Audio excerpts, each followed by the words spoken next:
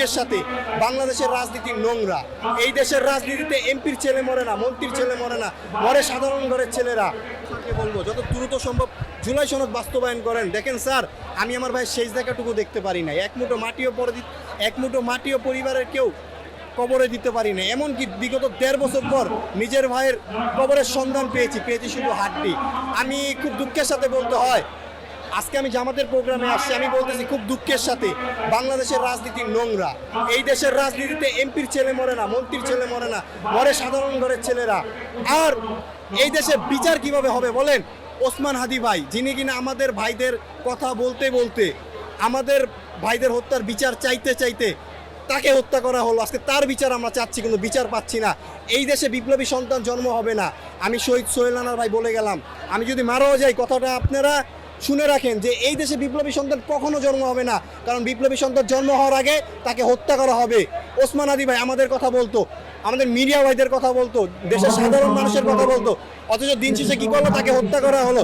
আর সে কিন্তু জানতো যে আমি এইসব কথা বলতেছি, আমাকে যে কোনো সময় হত্যা করা হবে। সে বলছে যে আমাকে যদি হত্যা করা হয়, আমার ইনকিলাব মঞ্চের সদস্যদের যদি হত্যা করা হয়, অন্তত হত্যার বিচারটা যেন হয়। সে বিচারটা আজও হয় নাই। তাইলে কি বলবো বলেন?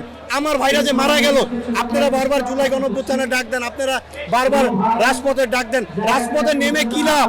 এই দেশের জন্য জীবন দেওয়া, এই দেশের জন্য কাজ করা বোকামি। আমি শহীদ সোহেল রানার ভাই বলে গেলাম, এই দেশের জন্য কাজ করা বোকামি। এই দেশের জন্য আপনি কাজ করবেন, দিন শেষে আপনাকে হত্যা করা হবে। আর আপনার হত্যার বিচারের জন্য আপনার পরিবার দ্বারে দ্বারে ঘুরবে। তার জ্বলন্ত প্রমাণ আমরা দীর্ঘ 1.5 বছর পর নিজের ভাইয়ের ডিএনএ টেস্টের মাধ্যমে হাড্ডি পেয়েছি। আজও পাইনি ভাইয়ের হত্যার বিচার, আজও পাইনি ভাইয়ের হত্যার বিচার, আজও পাইনি রাষ্ট্রীয় স্বীকৃতি। আমার ভাই এখনো দাঁড়ে দাঁড়ে ঘুরতেছি আমার ভাইয়ের কবর সংস্কার করার জন্য।